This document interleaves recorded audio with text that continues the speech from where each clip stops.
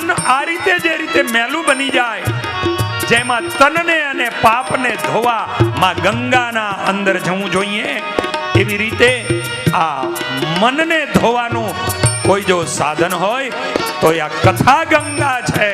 કથાની અંદર બેસવા એ કરી એનું મન શુદ્ધ થાય છે, એનું મન પવિત્ર થાય છે, અને ઠાકોરજીના સાનિધ્યમાં જવાનો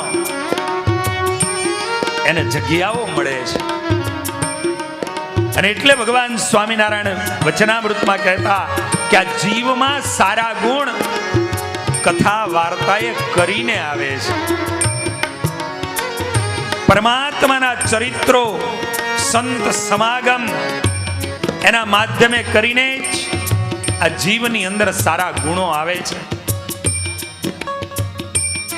રામાયણ પણ એ જ બતાવે, બિનુ સત્સંગ વિવેક ના હોય, રામ કૃપા બિનુ સુલભ ન સોઈ. બિનુ સત્સંગ વિના વિવેક ન હોય. વિવેક મનની પવિત્રતા આ કથાના માધ્યમે કરીને આવે છે. અને એટલા માટે કહે પ્રભુ જગ મેં તુને જબ ભેજે